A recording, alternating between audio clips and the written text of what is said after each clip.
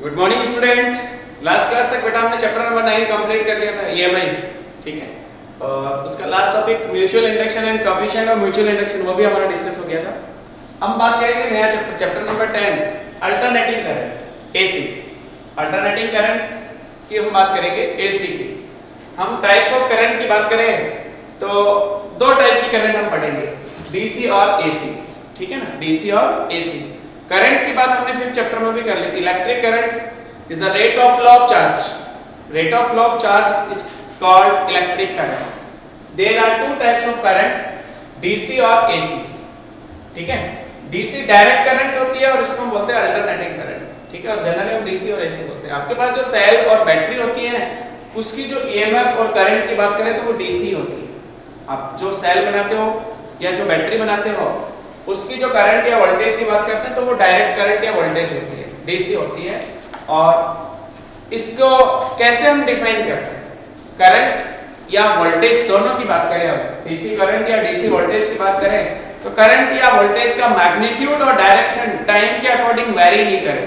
Magnitude और direction अगर time के अकॉर्डिंग वेरी नहीं कर रहा तो वो डीसी है, और अगर उसका मैग्नीट्यूड और डायरेक्शन टाइम के अकॉर्डिंग वेरी करता है तो वो करंट एसी है। ठीक है, जैसे हम ग्राफ से सीखे, डीसी करंट की बात करें और डीसी करंट के ग्राफ की बात करें जनरली हम, तो हमारा ग्राफ करंट आई डीसी और टाइम के बीच, टी के बीच ग्राफ देखेंगे तो ग्राफ कुछ इस तरह से मिलेगा। कांस्टेंट करंट का magnitude t equals to 0 time पे भी उतना ही है, t इक्वल्स टू 1 सेकंड पे भी उतना ही है, 2 सेकंड पे भी, मतलब मैग्नीट्यूड वेरी नहीं कर रहा, कांस्टेंट है, और डायरेक्शन भी फिक्स है, डायरेक्शन भी चेंज नहीं हो रही। तो इस टाइप की जो करंट होती है उसे हम बोलते हैं डीसी करंट। उसको हम क्या बोलते हैं, प्योर डीसी करंट। ठीक है ना, इस तरह से। अगर हम इसकी डेफिनेशन की बात करें, the magnitude and direction both are unchanged with time is called direct current. If the magnitude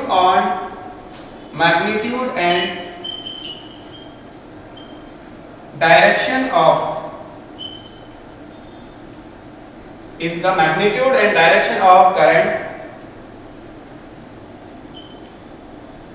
are unchanged with time, then this type of current is called direct current. Then this type of current is called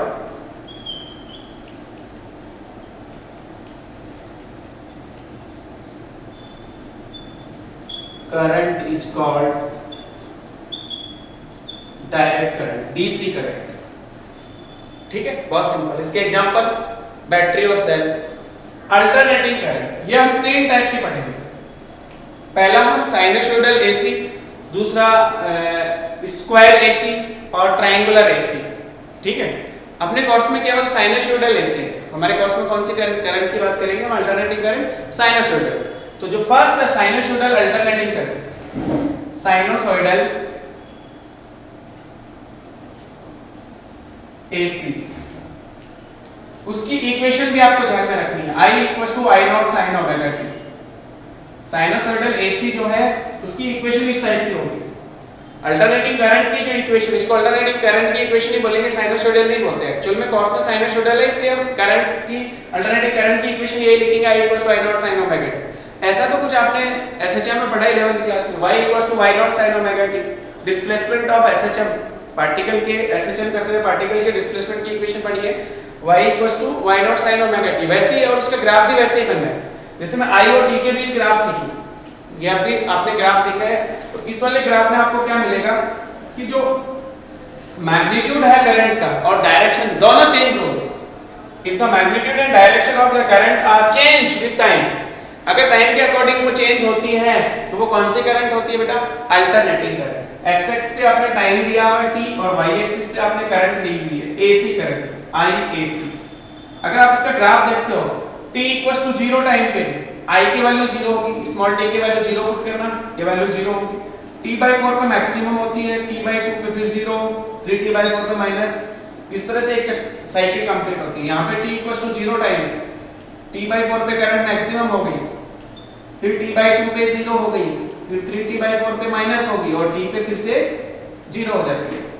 ये जो peak value है current की I not, वो t/4 पे मिलती है और minus में कहां मिलेगी minus I not 3t/4 3t/4 पे ये करंट जो है वो नेगेटिव मैक्सिमम पे होती है। आपको क्या करना होता है स्मॉल t की वैल्यूज पुट करनी t = 0 पे sin 0 की वैल्यू 0 करंट 0 t/4 ओमेगा की जगह हमेशा ओमेगा क्या होती है एंगुलर फ्रीक्वेंसी जिसका फार्मूला 2π/t होगा।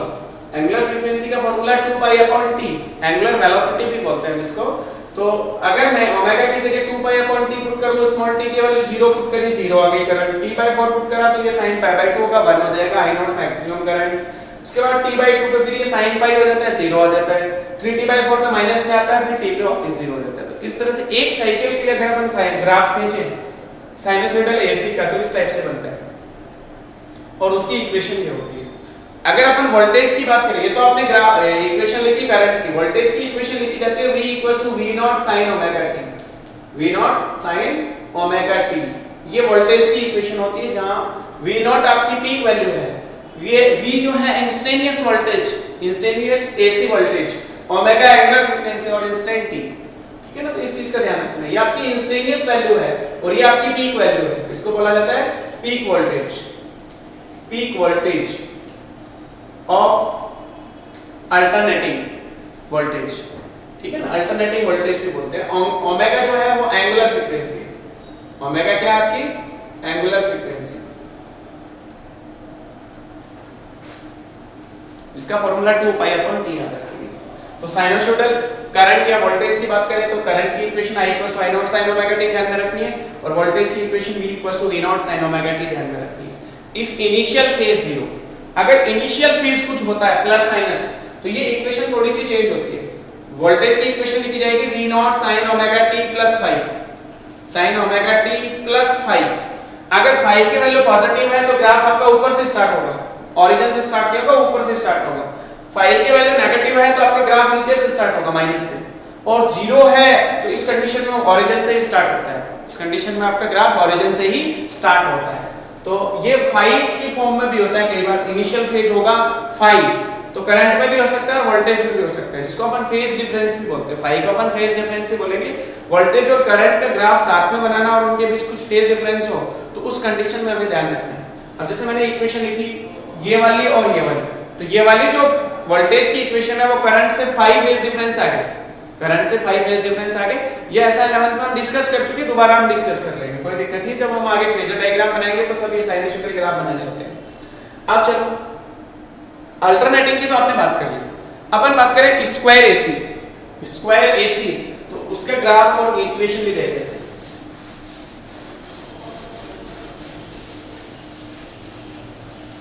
अल्टरनेटिंग करंट की इक्वेशन अल्टरनेटिंग करंट या वोल्टेज की जो डेफिनेशन है उसमें मैग्नीट्यूड और direction if the magnitude and direction of current और voltage change with time is called alternating current और वोल्टेज ठीक है ना।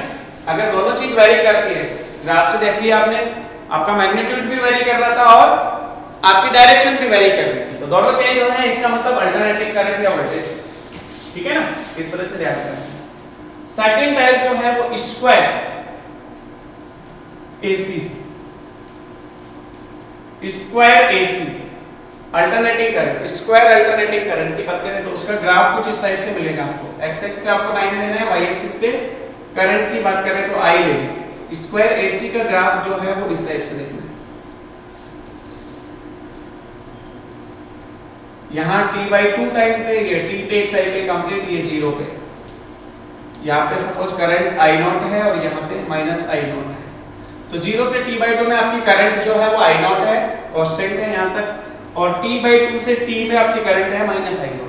तो जब आप इसकी इक्वेशन देखोगे ना करंट की स्क्वायर एसी की तो वो इस तरह से होगी।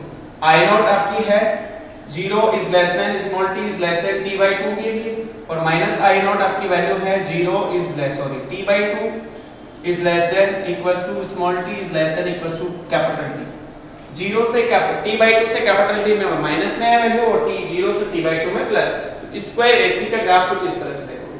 तीसरा इसका टाइप होता है triangular AC triangular alternating current और वोल्टेज। उसकी जो ग्राफ है वो इस तरह से देखेंगे अपन स्मॉल t और y एक्सिस पे आपका करंट, जैसे करंट के लिए तो इसको ट्रायंगुलर का जो ग्राफ है वो इस तरह से होगा, ठीक है ना। ट्रायंगुलर का जो ग्राफ है वो इस तरह से देखोगे आप।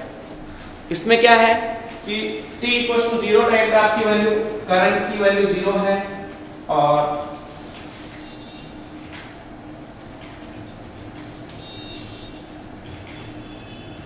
t/4 पे मैक्सिमम t/2 पे फिर से 0 है, तो साइनसोइडल जैसी 3t/4 पे माइनस में फिर t पे 0 है, तो वो साइनसोइडल जैसी, बट इसकी जो इक्वेशन है वो sin ओमेगा t नहीं लिखेंगे, i equals to i naught sin omega t जैसी नहीं है।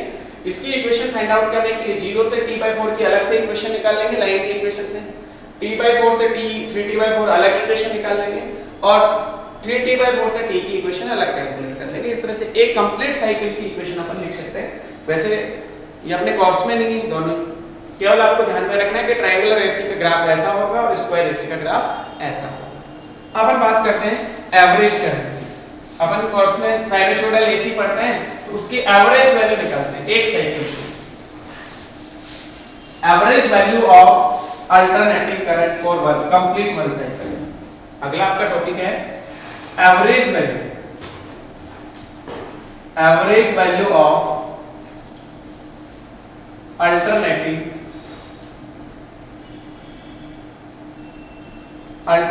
current for one cycle। एक कंप्लीट साइकिल के लिए कैलकुलेट करना है, एक कंप्लीट साइकिल की एवरेज वैल्यू निकालनी है करंट की। हम वोल्टेज की भी निकाल सकते हैं, सेम ही आएंगे, ठीक है ना, दोनों के लिए सेम ही होगा प्रोसीजर। तो इसका फॉर्मूला ध्यान रखना है, जैसे I एवरेज, या तो मैं उसको ऐसे लिख दूं या इसका सिंबल ऐसा भी होता है I एवरेज, ऐसा लिख सकते हैं, ठीक है। I average equals to integration 0 से t, एक साइकिल 0 से t में कंप्लीट होती है, I जो इंस्टेंटेनियस करंट है उसका इंटीग्रेशन कर लो 0 से t में अपॉन इंटीग्रेशन 0 से t dt, एक साइकिल का जो टाइम पीरियड है t उसका डिवाइड कर लेते हैं। अब आपको पता है सिंस I की जो वैल्यू है वो आपने लिखी साइनसोइडल करंट के लिए I naught sin omega t और ओमेगा की वैल्यू 2 पाई अपॉन t होती है, वो आपको पता है। अब ये वैल्यू यहां पुट करो, इसका इंटीग्रेशन करो, आंसर आ जाएगा। देन I एवरेज इंटीग्रेशन 0 से t I naught sin omega t dt upon integration 0 से t dt, क्या कुछ नहीं तो 1 ले सकते हैं, I नॉट कांस्टेंट इंटीग्रेशन से बाहर, sin का इंटीग्रेशन माइनस cos होता है, ये रहा minus cos omega t, t का जो मल्टीप्लायर है ओमेगा वो डिवाइड में आ जाएगा, लिमिट 0 से t अपॉन 1 का t के रेस्पेक्ट में इंटीग्रेशन स्मॉल t, लिमिट 0 से कैपिटल t। इसको आगे सिंपलीफाई कर लो, ये माइनस बाहर ले लो, दैट I एवरेज जो है वो आपके पास आ गया minus I naught upon omega, इसमें लिमिट पुट करो, capital T minus 0 capital T cos omega की जगह 2 pi upon t, upper limit आपकी capital T minus cos 2 pi upon capital T into 0। देखो ध्यान से, t से t कैंसिल, cos 2 पाई की वैल्यू प्लस 1, ये value as it is minus I naught upon omega t plus की 1 minus cos 0 भी आपका 1 होगा, 1 minus 1 0, 0 multiply something 0। Average value of alternating current for one complete cycle is always 0, चाहे voltage के लिए निकाले चाहे करंट के लिए निकाले। मैंने पहले ही डिस्कस किया था कि अगर अपन t और I के बीच ग्राफ बनाते हैं अल्टरनेटिंग करंट की केस में, तो ग्राफ ऐसा कुछ होता है, यहाँ t/2 टाइम होता है, यहाँ पे t, ये 0 से t/2 में वैल्यू पॉजिटिव है, t/2 से t में उतनी वैल्यू नेगेटिव है, तो इसका एवरेज लेंगे तो हमेशा 0 आएगा, इसका एवरेज हमेशा क्या आएगा 0 आएगा for complete cycle. For complete cycle average 0 आएगा, बट अगर मैं केवल हाफ साइकिल का एवरेज कैलकुलेट करना चाहूं तो उस केस में 0 नहीं होगा। जैसे 0 से t/2 में करेंगे तो पॉजिटिव वैल्यू आएगी और t/2 से t में कैलकुलेट करेंगे एवरेज वैल्यू ऑफ करंट तो वो नेगेटिव वैल्यू आएगी, ठीक है ना, तो वो हम कैलकुलेट करेंगे, यही फार्मूला काम में लेना है। Average value of alternating current for half cycle, for half cycle, यही फॉर्मूला होगा। इसमें क्या है कि ये जो अपन ने 0 से t लिमिट यूज करी है तो वो 0 से t/2 करनी है बस, बाकी सब कुछ वैसे ही होगा, 0 से t/2, 0 से t/2। इंटीग्रेशन में यही होगा, यहाँ पे t/2 और यहाँ पे भी t/2। अब यहाँ थोड़ा सा चेंज होगा, यहाँ आके थोड़ा सा चेंज होगा, थोड़ा सा मैं यहाँ लिख देता हूँ। देखो ये सब वैसे की वैसे आ गया सारा। ये अपर लिमिट t/2 है तो ये t/2 आ जाएगा। देखो ध्यान से आगे माइनस बार आई गया। cos ओमेगा को लिखा आपने 2 pi upon capital T, upper limit t/2 minus cos omega को 2 pi upon T into 0, lower limit 0 थी, ये 2 ऊपर चला जाएगा। 2 माइनस का I नॉट अपॉन ओमेगा को लिखे 2 pi upon T into capital T, T से T कैंसिल, 2 से 2 भी कैंसिल, इसमें ये T से T कैंसिल, 2 से 2 कैंसिल, cos पाई माइनस का 1 माइनस cos 0 वो भी 1 माइनस 1 माइनस का 2 मल्टीप्लाई माइनस प्लस का 2, आंसर आया 2I नॉट अपॉन पाई। ये हाफ साइकिल के लिए एवरेज वैल्यू, हाफ साइकिल की average value 2I not upon pi. अगर नेगेटिव हाफ साइकिल की लेंगे तो minus 2I not upon pi. अगर पाई के वैल्यू 3.14 पुट करते हैं तो ये वैल्यू अपने पास आ जाती है I average equals to 2 upon 3.1 635 pi naught, मतलब पीक करंट की 0.635 मल्टीपल होती है average value of average value of alternative current for half cycle जो है वो पीक वैल्यू की 0.635 मल्टीपल होती है। ठीक है, पॉजिटिव हाफ साइकिल में निकाली हमने, अगर नेगेटिव में निकालेंगे तो ये वैल्यू माइनस में आ जाएगी। इस तरह से हम अल्टरनेटिव करंट के लिए हाफ साइकिल की एवरेज वैल्यू कैलकुलेट कर लेते हैं, बहुत आसान है। ठीक है, दोनों केस सेम ही थे। कंप्लीट साइकिल में 0 आई थी, हाफ साइकिल में इतनी वैल्यू आ गई। नेक्स्ट क्लास में अपन पढ़ेंगे रूट मीन स्क्वायर करंट। ठीक है बेटा, वो नेक्स्ट क्लास में हम डिस्कस करेंगे। Thank you.